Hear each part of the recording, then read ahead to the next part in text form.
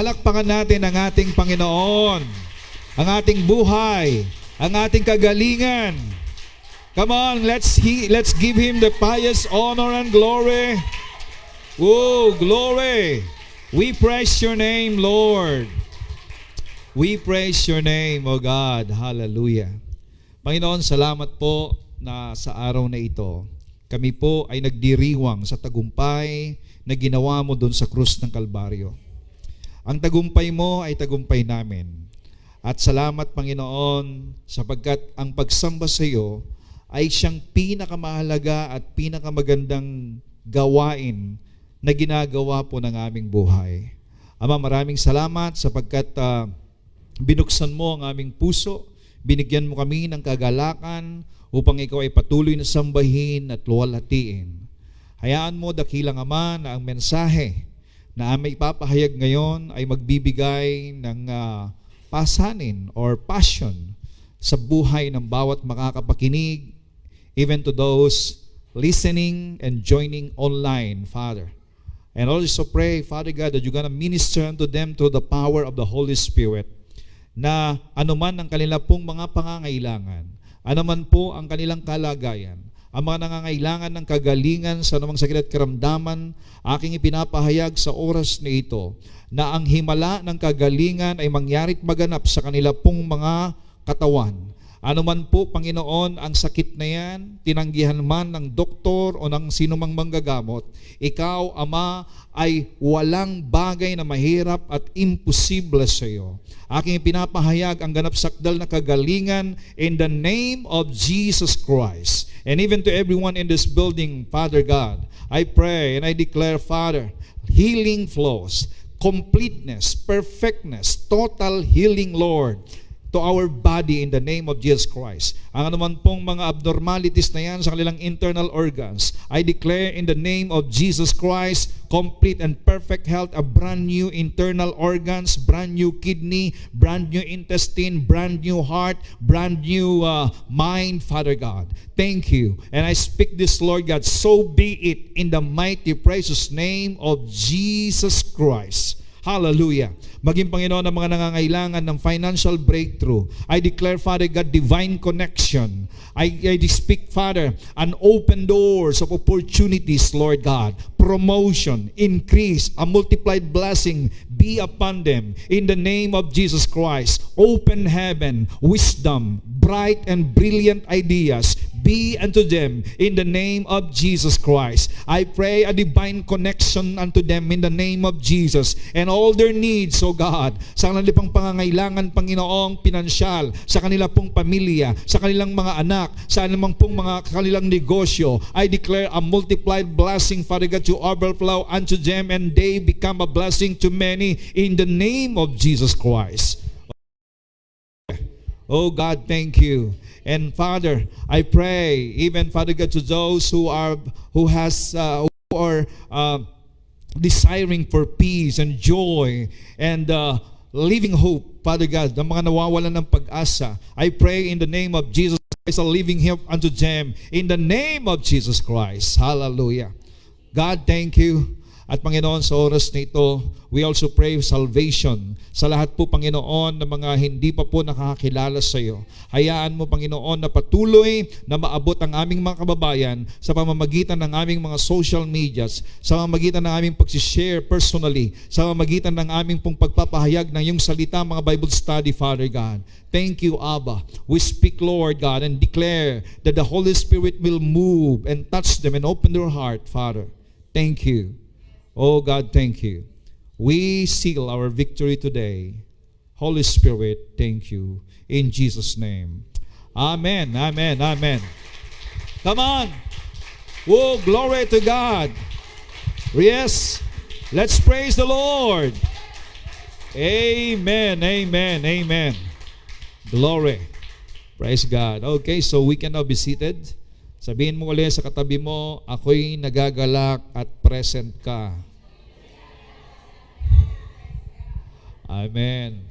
Natutuwa ako sa buhay ng mga kabataan natin na nagpapatuto po na nakasama sa ating pong youth camp. Actually, meron po tayong tatlong poging kabataan dito na nakasama rin sa youth camp. Ayan. Pwede bang bago tayo magsimula, pwede bang maging ko kayo dito sa harapan? Yung mga natin, tatlong guwapings natin. Come on, halika kayo dito. Ayan. Dito kayo. Wait, before we proceed to the message of the Lord. Mga to senior high, no? Tama. Okay, harap kayo doon. Ayan. Ito po yung mga nakasama natin. Mga nakasama natin sila sa Iba Sambales. Pwede bang magpakilala kayo, pangalan at anong year mo na at taga saan? Yun lang. Ako po si Kurt Jasper Santos, 17 years old, taga Pahinga Norte po. Ako po si Mark Sanchez, taga Poblacion lang po, 18 years old po. Ako po si Gerald Mirando, 18 years old po, taga Calirabos lang po. Okay, so bago sila umupo, ako'y naniniwala. First time nyo bang makadalo ng gawain doon sa Iba Sambales, ng ganong gawain? First time nyo? Okay. Ano naman yung masasabi nyo, experience nyo doon? Sige nga. Masaya po and madami po kami natutunan doon. Okay. Ganon din po sa akin. Ganun na din po sa akin. Okay, so ibig sabihin, pare-parehas sila. Okay, harap kayo doon at ating papanalangin. Dakilang Diyos, hindi po aksidente na narito ang mga kabataang ito, Panginoon, na nakasama po sila sa aming pong youth camp sa Iba Sambales. Lord, Ikaw nagtakda nito at Ikaw po, Panginoon, ang siyang nagbigay ng conviction sa kanilang puso upang makadalo sa isang spiritual na gawain. Marami pang katanungan sa kanilang puso, pero hayaan mo ang pagkilos ng banal na Espiritu sa kanilang buhay. At panghawakan mo sila at mainawaan nila, Panginoon, ang tinapos na gawa ng Panginoong Hesus sa krus ng Kalbaryo. At ang kaligtasan ay kanila pong pakaingatan at kanila po, Panginoong, panghawakan, sampalatayanan. At salamat to Diyos, Ikaw ang patuloy na nagliligtas at ipinapahayag namin ang mas marami pang mga kabataan ang makakilala sa iyo at madala sa pagpupurit pagsamba sa iyo sa lugar na ito. In the name of Jesus, I pray. Amen and amen. Okay, God bless you, young people. Thank you. Thank you, thank you. Okay, praise the Lord. So, yan po yung mga youth natin. And then, yung iba pa na nakasama natin. Actually, 14 tayo lahat, diba? Na nakapunta po ron. Praise God. So today, we go to the message of the Lord and we entitled our worship service today, the necessity of sharing the gospel. Ang isa pong Kristiyano o mananampalataya ay hindi lamang po pumupunta sa church para sumamba sa Diyos. Hindi lamang po naghahangad ng mabuting bagay o pagpapala sa Panginoon. Hindi lamang po nag-pray para sa kanyang kagalingan o ang kanila pong pangangailangan sa kanila pong bahay or mapaunlad ang kanilang negosyo, mapaganda ang kanilang kabuhayan, magkaroon ng magandang kinabukasan ang kanila pong mga anak at ang kanilang mga apo. Yan po ang panalangin, hangad ng mga Kristiyano at hinihingi nila sa Diyos. Ang isa po sa napakahalaga na dapat matutunan at maintindihan ng bawat mananampalataya ay nung ikaw ay tumanggap sa Panginoon at pinaniwalaan mo, nang tinanggap mo ay buhay na walang hanggan. At siyang tanging dahilan para ikaw ay magkamit ng kaligtasan, then sino mang naniniwala nito ay kanila pong ipapahayag din naman una sa kanila pong mga mahal sa buhay, sa kanilang mga kamag-anakan, sa kanilang mga kakilala, kaibigan at makikilala pa. Na habang tayo po'y nabubuhay, ito po ang ating pong hangarin at panalangin. Alam niyo kung bakit? Sapagkat iyan ang tinatawag na Great Commission. Sabihin nga natin, Great Commission. Pag sinabi natin Great Commission, ito po yung ibinigay na mandato ng ating Panginoong Jesucristo or ipinag-utos ng Panginoong Yesus bago siya umakyat sa langit. So sa kanya pong pag-akyat sa langit, ibinigay po niya ang mandato na humayo kayo at ibahagi, ipahayag, ipaalam sa mga tao ang mabuting balita.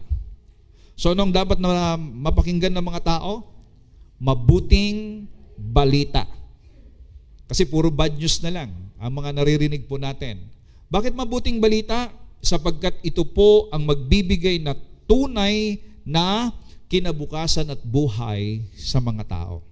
Without receiving this, then this good news or this gospel that was commissioned by our Lord Jesus Christ, they cannot have a real life. Okay.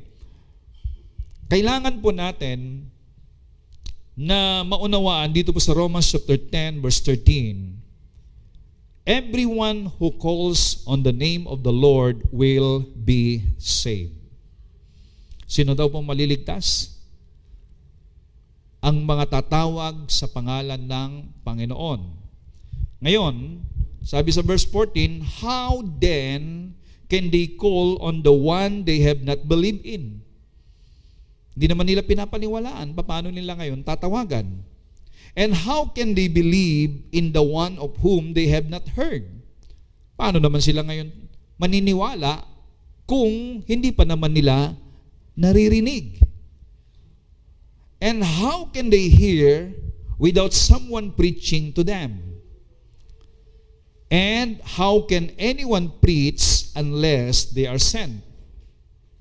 As it is written, how beautiful are the feet of those who bring good news. Okay.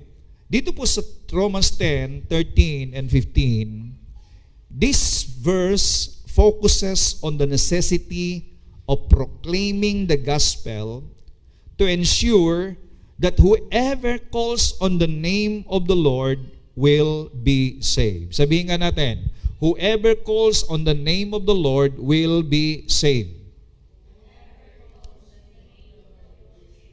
Okay, so it highlights the chain of salvation. Tingnan niyo yung chain of salvation. Para makamtan ng tao ang kaligtasan, una, there must be someone to be sent. Dapat meron pong naipapahayo o humahayo. There should be someone to be sent. And there should be someone preaching or even sharing the gospel. And kapag meron pong preaching, meron po silang napapakinggan. No preacher, then there's no message to be heard. And if there is hearing, pag meron pong napapakinggan, dito po dumarating yung paninampalataya o paniniwala ng isang tao. And then, yung pong naniniwala, sila yung tumatawag sa Diyos. O, kita nyo yung chain of salvation dito? Sending, preaching, hearing, believing, and calling. Okay, baliktarin natin. Called. Kasi sabi po doon sa verse 13, ang sino mang tatawag sa Panginoon, pangalan ng Panginoon ay maliligtas. Ngayon, para ikaw ay tumawag, dapat ikaw ay naniniwala. At para ikaw ay makapaniwala, ikaw ay dapat merong narinig. At para merong kang narinig, dapat merong nagpapahayag. Merong preacher. And para may preacher, dapat merong pong isinusugo. Naintindihan po natin? Okay, now, alam niyo sa mundong ito, ang mundo ngayon ay puno ng ingay at distraction. Mga gadget. Ayan. How many or how much time you spend on your gadget nowadays? Meron pong mga kabataan ngayon, they spend almost 6 hours. Yung iba, 8 hours. Grabe. Araw-araw. Lumalabo na yung mata, nakatutok po doon. Okay lang kung kumikita ka dyan. Pero if you are just browsing without benefits sa'yo, you are not learning and you don't even earning, no? Hindi ka naman natututo at hindi ka naman kumikita sa pagbabrowse mo dyan, you're just spending time and wasting your time, then those are wasted time. Mga nasayang na mga oras. Okay, yan po yung mga distraction ngayon. Gadget, social media, o yung mga balita. At lahat ng mga bagay na sumasakop sa atensyon ng mga tao. Pero sa kabila ng lahat ng ito, may isang bagay na mas mahalaga at hindi dapat mawalan ng halaga. Ano po yon? Ang evangelism. Ang ebanghelismo ay hindi lang ito misyon. Ito ang tanging daan upang makilala ng lahat ang pag-ibig at kaligtasan ng Diyos. Ang ibig sabihin po ng evangelism is going out there and preaching the good news. Ang ebanghelismo ay nagpapahayag, isang gawaing pagpapahayag, pagbabalita ng mabuting balita. Kasi nga, kung wala pong naipapahayag, walang maniniwala. At kung walang maniniwala, walang tatawag sa pangalan ng Panginoon. At kung hindi sila tatawag sa pangalan ng Panginoon, hindi sila maliligtas. And God's desire is all people to be saved. Yan po ang nais ng Diyos. Ang lahat ng tao ay maligtas. Ang problema, paano ngayon maliligtas ang tao kung hindi naman sila tumatawag sa pangalan ng Panginoon? At paano sila tatawag kung wala naman silang naririnig na mensahe ng mabuting balita? At paano naman sila ngayon makakarinig kung wala rin naman nagpapahayag? Okay? So dito po sa verse na to in Romans chapter 10, verse 13 hanggang 15, dito natin makikita yung cycle or your chain of salvation. Now, meron pong universal promise. Our point number 1 is that merong universal promise. Sabihin nga natin, universal promise. And what is that universal promise? Everyone who calls on the name of the Lord will be saved. Ang ibig sabihin niyan is, everyone means no one is excluded based on race, past, or status. Meaning, ano man ang kalagayan mo sa buhay, mahirap, mayaman, nakapag-aral o hindi, ano man po ang iyo pong estado sa pamumuhay, ano mang citizenship mo, wherever you are in this world, you need a Savior. You need to be saved. And this promise in verse 13 that everyone who calls, meaning lahat ng tao na tatawag sa pangalan ng Panginoon ay maliligtas. May possibility na ang tao ay maligtas, pero hindi siya maliligtas maliban na meron siyang mapakinggan na mensahe. Okay, so this is a universal promise. And the scope is everyone. Ang requirements, ano po yung requirements para ang tao ay maligtas? Calling on Jesus is the only requirements for salvation. Pagtawag. Marami pong tumatawag sa Panginoon, Panginoon, pero hindi naman nila kilala ang Lord. Ang sabi po ng Matthew 7:21, not everyone who calls unto me, Lord, Lord, will be saved. Ang ibig sabihin, they are calling the name of the Lord, but they don't know who that Lord is. Ang daming tinatawag ng mga tao na Panginoon. Pag sinabi mo kasing Lord, He is the owner of you. Pag sinabi mong tinatawag mo siya ng Lord, kinikilala mo na siya ang nagmamay-ari sa'yo. Ang tanong, sino yung nagmamay-ari sa'yo ngayon? Kilala mo ba siya? At kung kilala mo yung nagmamay-ari sa'yo, then ipinapasakop mo nga ba talaga?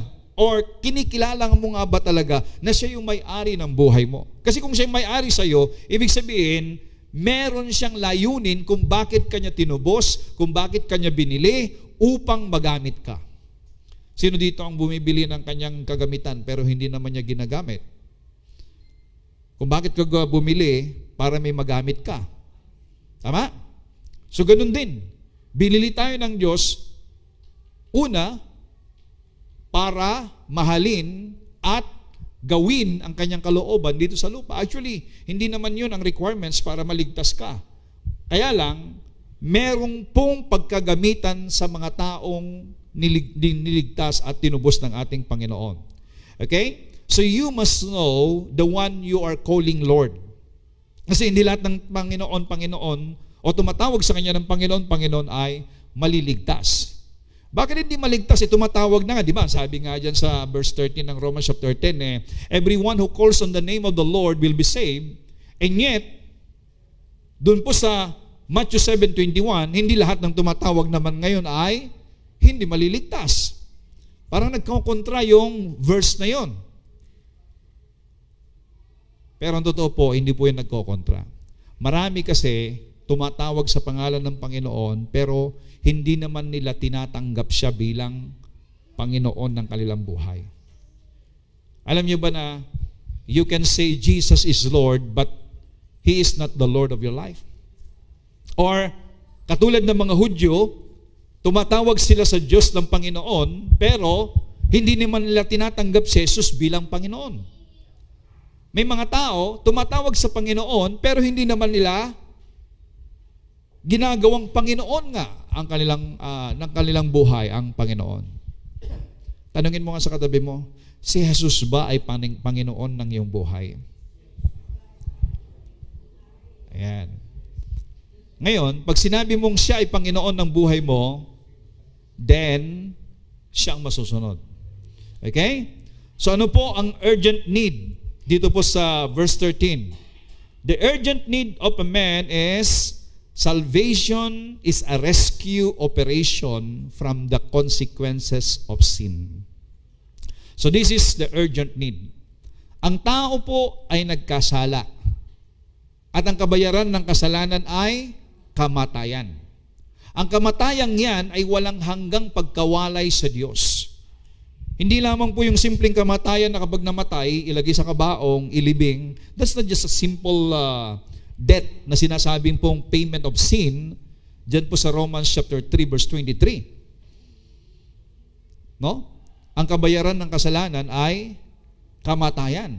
Ang sinasabi pong kamatayan dito ay yung pong walang hanggang pagkawalay sa Diyos. Kaya nga po, ang tao, kahit buhay pa siya, kung siya po'y hiwalay sa Diyos, wala po siyang pananampalataya kay Kristo, siya po'y tinatawag na patay. Dahil sa ating mga pagsalansang, dahil sa kanilang kasalanan, sila po ay patay. So ang kamatayan na tinutukoy ng Romans 3:23, no? Na lahat nagkasala ay walang nakaabot, at ang sabi po sa Romans 6:23, ang kabayaran ng kasalanan ay kamatayan.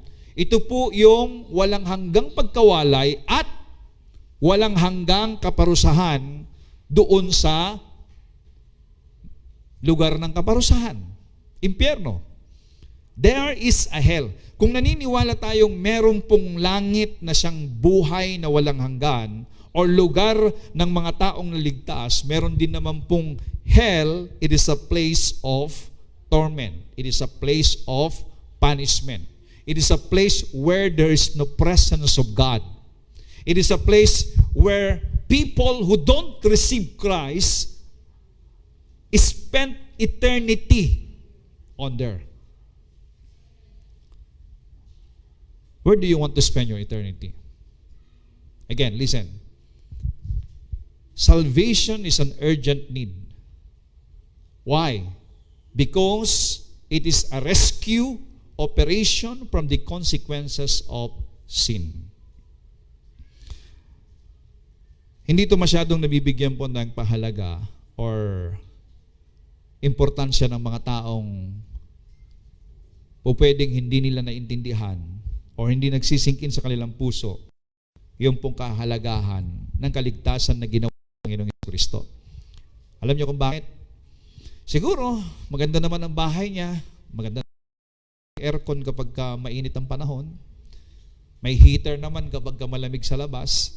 Marami namang pagkain sa ref. May abasto naman. May sasakyan naman na. Maayos ng pamumuhay. Yan ang iniisip ng marami. Na para bang, wow, maganda naman ang pamumuhay. Pero alam nyo ba, na ang buhay natin dito sa lupa ay maiksi lamang. Hindi minsan naiisip ng tao, lalo kapag wala siyang nararamdaman na hirap, pressure, problema, kapag wala kang nararamdaman, para bang ang buhay ay napakasarap. Pero, kung ang taong yan ay wala pa sa Panginoon, he is in danger. They are in danger. Bakit? Kasi anytime, any moment na mamatay yung taong to, kasi nga po, wala naman pong hindi mamamatay dito sa lupa. Ibig sabihin, we will exit from this world anytime, any moment.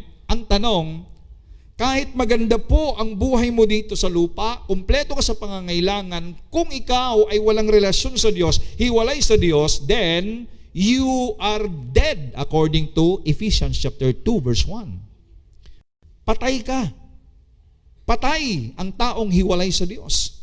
At kapag siya ngayon ay dito sa lupa, is eternal separation with his eternal punishment. So kinakailangan, habang bubuhay, mabahaginan siya ng mensahe ng kaligtasan na nais ng Diyos na makamtan ng lahat ng that is an urgent need of a person. Pagka tayo po ngayon umikot kung ano pong kailangan nila, ang daming kailangan, ang daming problema ng tao. Pastor, grabe talaga. Kailangan namin ganito, magandang gobyerno, dapat magandang pasahod, para nang sa ganun makasupply sa pangangailangan. Well, that's good. Yan ang pinoproblema ng marami. Pero ang pinakamatinding problema ay kapag ang tao ay walang relasyon sa Diyos, hiwalay sa Diyos, that's a big problem. The biggest problem actually is if a person has no relationship with God, then they are in danger of eternal punishment. Kaya dapat habang humihinga yan, tanggapin ng Panginoon. Ako'y naniniwala, after salvation, after you die, a person die, without Christ in their life, no more salvation. Ulitin ko, wala nang kaligtasan sa isang tao kung hindi niya tinanggap ang Panginoong Yesus habang siya nabubuhay dito sa lupa. Wala nang kaligtasan pagkatapos niya mamatay. So that is an urgent need. But praise God, this offer of salvation is universal. Pag sinabing universal, sa lahat ng tao, nais ng Diyos na maligtas. At sino mang tao, kapag tumawag sa pangalan ng Panginoon, siya ay maliligtas. Maraming tumatawag sa pangalan ng Panginoon pero hindi nila kilala ang Panginoon because they don't have relationship, a personal relationship with God. Okay, what is the natin in verse 14?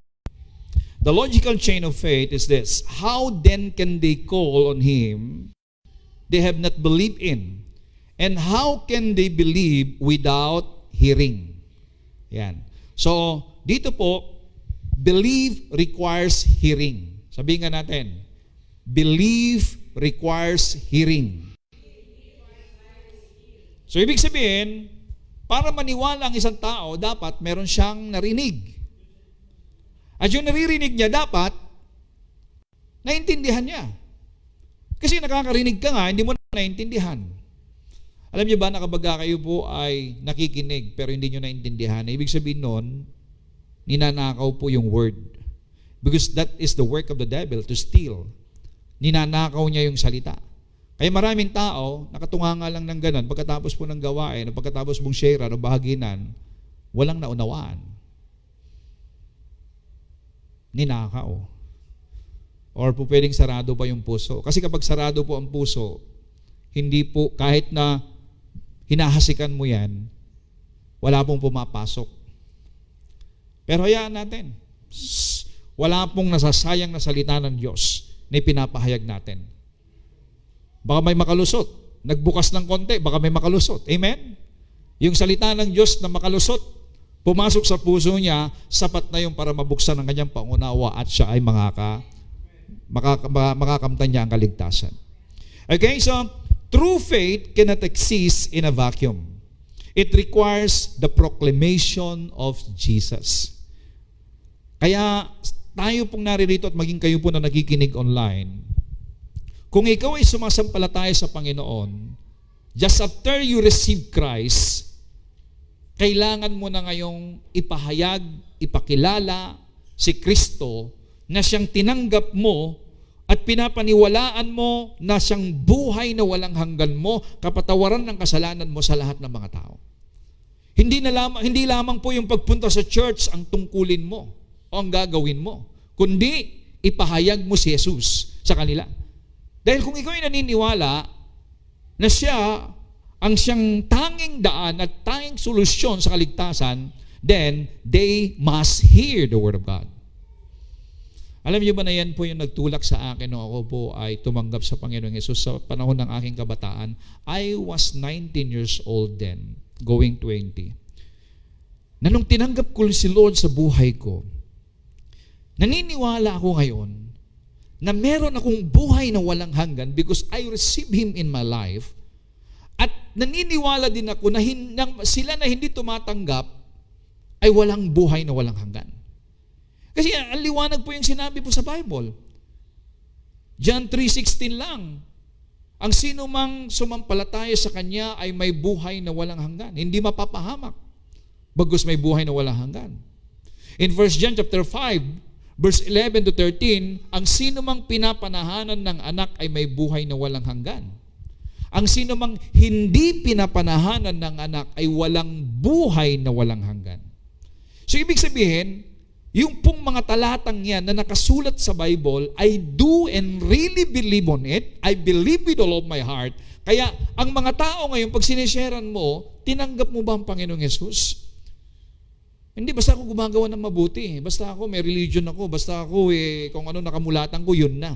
No. That's not the way of salvation. The way of salvation is they must confess that Jesus Christ is their Lord, Jesus Christ is their Savior. They must accept Him and believe Him that He is the Savior of their life. At tayo pong tumanggap sa Panginoon ay dapat merong pong espiritu or meron pong puso na nagmamadali na ipahayag ito kasi nga po sa bawat araw ang daming namamatay. Naniniwala ba kayo? Mula kanina nagsimula tayo hanggang ngayon, marami nang namatay sa mundo. At ang nakakalungkot po doon ay ilan kaya doon ang ligtas. So, the chain of faith is, number one is belief requires hearing. Hearing requires preaching. Para meron pong marinig, dapat merong nagpapahayag. Sabihin nga uli natin, hearing requires preaching. So ano ba ibig sabihin yan? People cannot hear if the message is never spoken. Sino ngayon ang magpapahayag? Ikaw pastor, kung pastor Sino ba magpapahayag? Dapat lahat ng mananampalataya. Are you a believer? Kayo dyan, nanonood online. Yung mahigit 40 na naka-online sa atin. Are you a believer? Then, you must be a proclaimer of the good news. Because hearing requires preaching. People cannot hear the message that never spoken. Okay? And preaching requires sending. Yung pala yun. Kaya pag hindi mo pala sinesend out yung tao, hindi sila pupunta. Kaya ngayon, dito, ang gagawin natin ngayon, we gonna send you out. Ang sending out, ibig sabihin ganito. Trabaho naming mga pastor, ang turuan kayo na mananampalataya kung paano ipahayag si Jesus, and then we gonna send you out. Ibig sabihin, go. Parang yung pag-send out ni Lord doon po sa mga 12 alagad at maging po yung 72 disciple.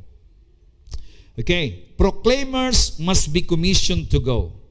How many of you here want to be commissioned? Want to be commissioned. Ibig sabihin, ilan sa inyo dito ang nais na maisugo para magpahayag ng salita ng Diyos? Taas nga po ang kamay. Pipikit ako, baka mahihiya kayong makita nyo. Taas nga po ang kamay. Wala pong gustong magpahayag ng salita ng Diyos sa inyo? Every believer. Sinabi na nga every believer. Mga kapatid, this is our mission to do. If there's no sending or preaching, there is no hearing, no belief, no calling, and consequently, no salvation. Kaya walang naliligtas kung walang magpapahayag. Kinakailangan merong magpapahayag. And you know what's my prayer kanina pong madaling araw? Ang prayer ko ay ito. Lord, give us a passionate heart. Ignite our heart for the passion to the lost. And give us a revolution in the inside of us to speak your word in season or out of season. Take away timidity from us. Tanggalin mo yung pong pagkahiya sa amin. Tanggalin mo, Panginoon, na kami nahihiya na ipahayag sapagkat si Kristo po ay hindi nahiya na mamatay doon sa cross. Kahit siya'y hinubaran, kahit siya po'y dinuraan, kahit siya'y pinagtawanan, kahit siya po'y nilagyan ng koronang tinik, hindi po siya nahiya. Dahil yun ang kaparaanan upang ang tao ay mabayaran ang kasalanan at matanggap nila ang kaligtasan. Kayang-kaya naman ng Panginoon iligtas ang kanyang sarili. Kayang-kaya naman ng Panginoon na tumawag ng anghel para iligtas ang kanyang sarili. Pero hindi po siya nahiya. Siya na galing sa kalangitan.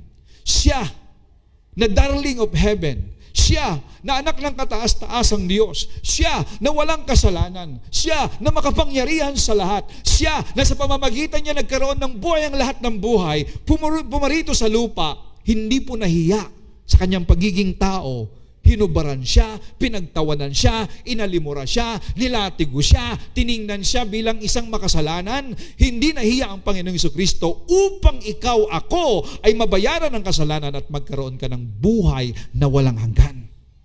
So kung hindi siya nahiya, kapatid, kung hindi nahiya ang Panginoong Jesucristo, bakit mo siya ikakahiya? Lalong-lalo na kung siya'y pinapaniwalaan mo na siya po ay nagbayad ng iyong kasalanan, tinatanggap mo siya na bilang Panginoon at tagapagligtas mo, bakit mo siya ikakahiya? Ang tunay na tumanggap sa Panginoong Jesucristo, hindi niya ikinakahiya ang ginawa ng Panginoong Jesus sa krus ng Kalbaryo, bagkos may katapangan, merong katapatan, may pagmamahal, ipinapahayag niya sa lahat ng uri ng tao, mayaman o mahirap, sapagkat ito lang ang tanging solusyon para sa kaligtasan ng lahat ng tao. Sabihin nyo nga, hindi ko ikinakahiya na ipahayag ang Panginoong Jesucristo sa lahat ng tao, sa mayaman, sa mahirap, sa nakapag-aral, hindi nakapag-aral, sa may pera at walang pera. Hindi ko ikinakahiya. Ipapahayag ko, sabihin natin, ipapahayag ko na si Jesus ang tanging daan, ang tanging katotohanan at buhay na walang hanggan. Palakpakan natin ang ating Panginoon. This is the time that God will raise up a new generation, young people, nanay, tatay, matanda, bata, maski kayo ng mga kabataan pa kahit 10 years old, 11 years old, 13 years old, pataas, hanggat ikaw ay nabubuhay, ito yung panahon, aking panalangin at ating pong gagawin na i-ignite ang puso ng mga tao na ipahayag nila ang Panginoong Jesucristo at sa bawat pagpapahayag natin, tinitiyak ng Diyos na sasamahan niya tayo at sa pagsama ng Diyos sa bawat salitang mamutawi sa ating mga labi, merong himala na gagawin ang Diyos. Magpapagaling ang Diyos. Magpapalaya ang Diyos. Kasi sa panahon po natin ngayon, ang mundo po ay busy na akaya ng mga tao sa kumunoy ng impyerno. Sa anong kaparaanan? Diyan po sa mamagitan po ng mga social media, sa mamagitan po ng mga natututunan sa mundo. Ang mga natututunan sa mundo, mga kapatid, ay unti-unti ang mga tao ay hindi na nagpapahalaga sa mga bagay ng Diyos. Unti-unti lahat ng mga naririnig ng mga tao, maski nga po sa eskwelahan minsan doon hindi na mahalaga, hindi pinag-uusapan ng Diyos. Ang pinag-uusapan na lamang ay puro karangyaan, pagyaman, paano maging matagumpay sa ganito. Pero pagdating sa Diyos, wala na. Hindi maalam ng mundo at hindi talaga nila alam. At yun ang ipapaalam natin na ang tunay na tagumpay ay nasa Diyos. Ang tunay na kayamanan at karangyaan ay nasa Diyos. Ang tunay na buhay ay nasa Diyos. At sa Kanya ang solusyon ng lahat ng problema ng sangkatauhan. Glory to the name of Jesus Christ. Are you willing and are you, mga kapatid, do you want to join your heart for this mission? Amen? So, if there's no sending or preaching, there's no hearing. No belief, no calling, and consequently, no salvation. Now, the privilege of proclamation. Tingnan natin yung privilege. How can they preach unless they are sent? Meron na po tayong 2 Sabado rito na ginagawa po ng mga music team. Ako'y nabe-bless sa buhay ninyo. Kanina habang kayo po'y nag-aawitan, umaawit dito, I am just thanking the Lord sa buhay ninyo. Bakit? Hindi lang kayo basta-basta kumakanta dito. Kayo po'y naghumahayo at nagpapahayag ng salita ng Diyos.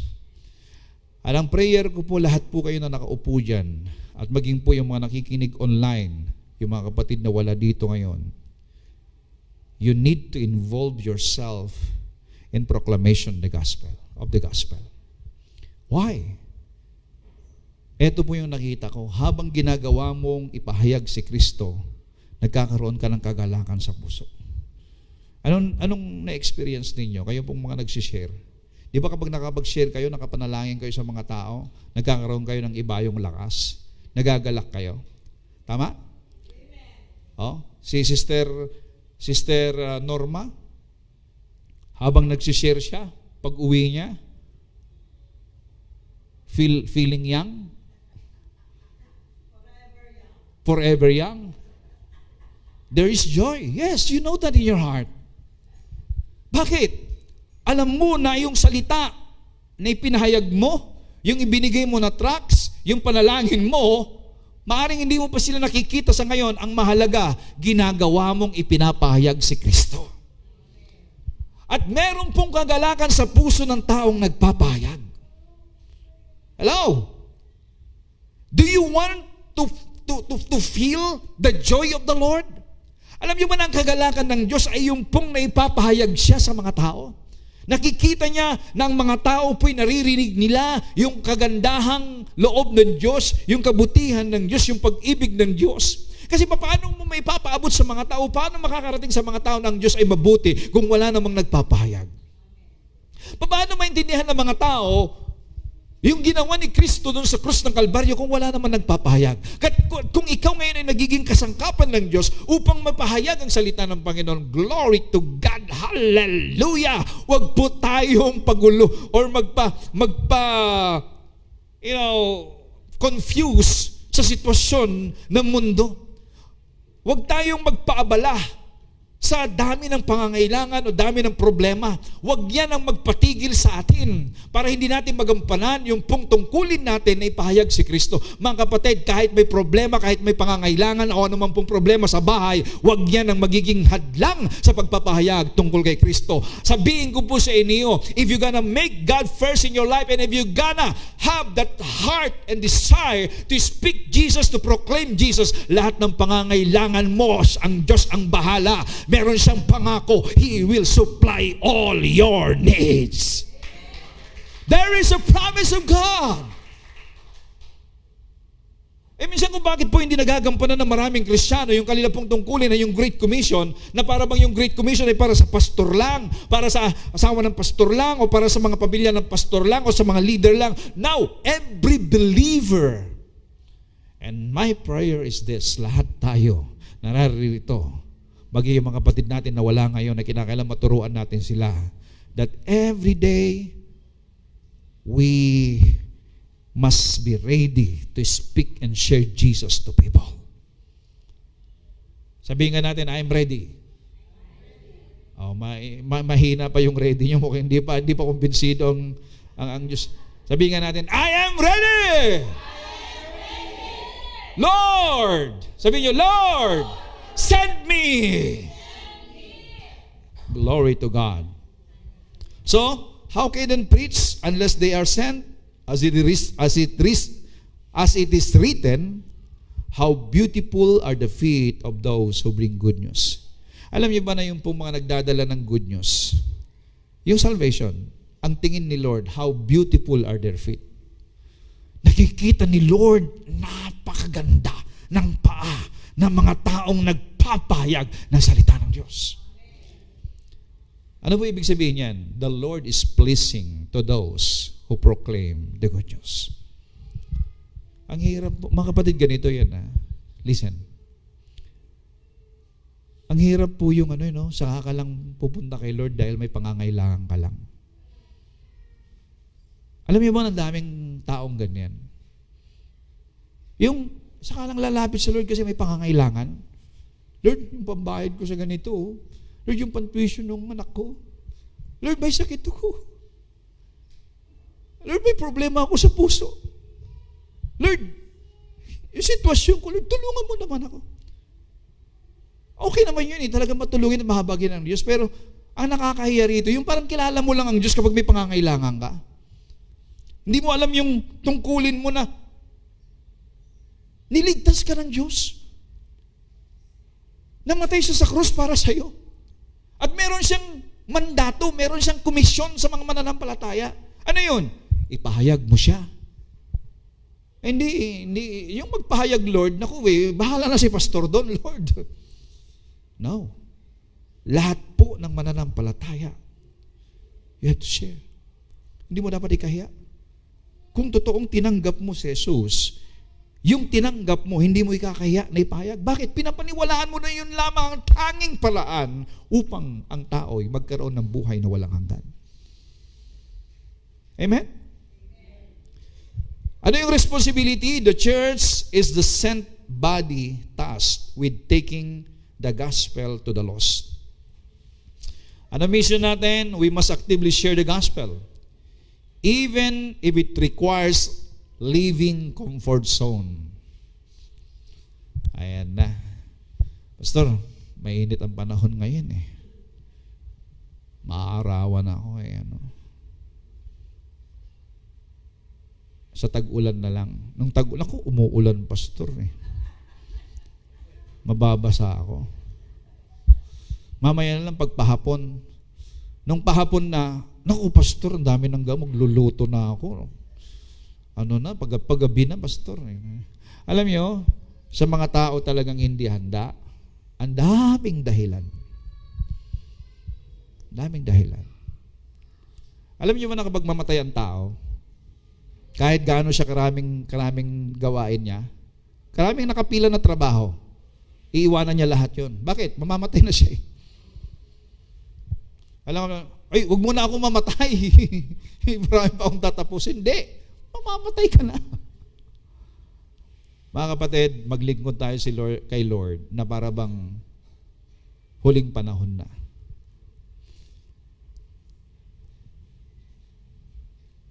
We must actively share the gospel even if it requires leaving our comfort zone. Comfort zone mo, ipahayag natin. Now, magkakaroon po tayo ng once a week. Wake up early. At tayo po ay mag-evangelism sa lugar na to. Mamaya po pag-usapan natin yan. And the promise is, those who bring the good news have beautiful feet. A reference to the honor God places on those who share His message. Ino-honor ni Lord at actually natutuwa ang Panginoon sa mga tao pong nagdadala ng mabuting balita. Ang sabi po ng Mark chapter 16, doon sa pinakahuling verse, ay sinamahan ng Diyos ang mga taong nagpapahayag ng kanyang salita.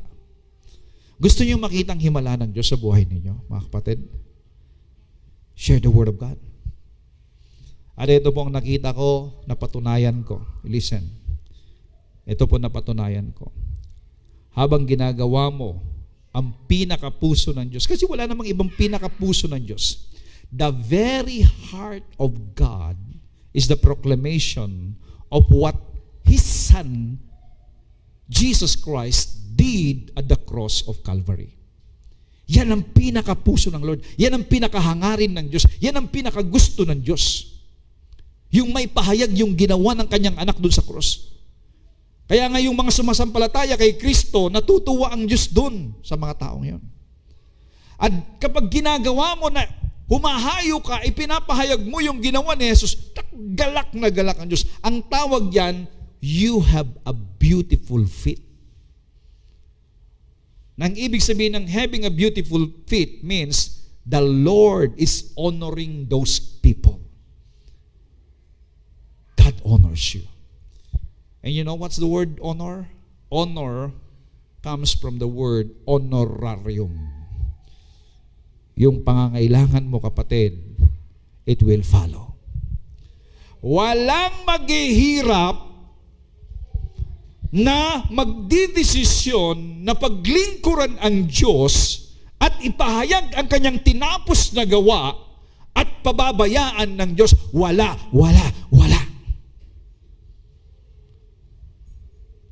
At kung gusto mong maranasan ang bendisyon, himala, pagpapala ng Panginoon, do it. Mga kapatid, di mo kinakailangan mag full time. You don't need to do it all the days. Just give time. Kahit gaano ka busy, give time. Kahit kayong mga OFWs na nandiyan po sa ibang bansa, you have time. Pwede kayong tumawag sa messenger, sa mga kamag-anak nyo, kaibigan nyo, kakilala nyo, just to share the Word of God to them. Kung wala talaga, pwede kayong maglagay ng mga verses sa inyong mga wall. O i-share yung mga videos na mga naririnig po ninyo, yung nakikita ninyo. Marami pong kaparaanan, lalong-lalo na sa kapanahunan natin ngayon. We have a lot of ways to share and speak the gospel to people. And then we have to pray na ang Diyos ang kumilos sa mga ipinapahayag natin. Hindi tayo nagbabago ng buhay ng tao. Ang mahalaga, ginagampanan natin. Kapag ginagampanan mo, hayaan natin na ang banal na Espiritu'y kumilos sa bawat salitang ipinapahayag natin. Merong pong buhay yan at hindi po pwedeng walang mangyari. Merong mangyayari sa buhay ng bawat makakarinig. At kapag ito'y tumimo sa kanilang puso, mababago sila, maliligtas sila, magpupuri sila sa Diyos. Oh, glory to God. Hallelujah. Sa mundo, maraming mga mensahe at katuruan. Lahat ng ito ay naglalayong magbigay ng kaligayahan, kasiyahan at kasagutan sa buhay. Pero ang katotohanan, walang kahit anong mensahe ang makapagbibigay ng buhay na walang hanggan maliban sa mensahe ni Kristo. Alam niyo ba na ang dami pong mga pagtitipon ngayon, just entertainment lang. Pang-entertain people. Pumunta ka doon sa mga entertainment. Pumunta ka sa mga disco, sa mga beer house, entertainment. Pagod ang mga tao. They want to be entertained. Pero, ang tanging makapagbibigay ng buhay ay yung mensahe tungkol sa ginawa ni Kristo sa krus. Ipinagdiriwang sa langit ang mga paa ng mga nagdadala ng mabuting balita. Dahil iyon lang ang makakapagbigay ng tunay na kaligtasan. Kaya mga kapatid, when you go out and you have this message of the gospel, oh, hallelujah. Ang tawag sa iyo ay, you have a beautiful feet. Sabi mo nga sa katabi mo, you have a beautiful feet. Ang beautiful feet po, hindi po yung nalalagyan lang ng mamahaling sapatos, nalagyan ng cutics, nalagyan po ng ano ba tawag doon, pedicure, no? O yung iba nga nilalagyan pa ng kwintas yung kanilang paa, no? Just to make it beautiful. The beautiful feet are those people who has the Word of God and they proclaim it. So, ang ebanghelismo, sa panahon ng lahat ng distraction at kalituhan ng mundo, mananatili ang isang napakahalagang misyon. And you know what's that? Evangelism. Ang ebanghelismo ay hindi lang isang side project. Ito ang layunin ng buhay ng bawat Kristiyano. So we are messengers with a mission. Sabihin nga natin, I am a messenger of God with a mission. So are your feet beautiful? We must be sent, preach, and ensure the good news is heard. Mga kapatid, kailangan mong maghangad na maibahagi ang tinanggap mo sa Panginoon. Sabihin ko po sa inyo, again, listen, sabihin ko sa inyo, kapag nagsimula kang magpahayag, buksan ang iyong labi, ang tungkol sa ginawa ng Panginoong Yesus, dito mo mararanasan ang tunay na kagalakan.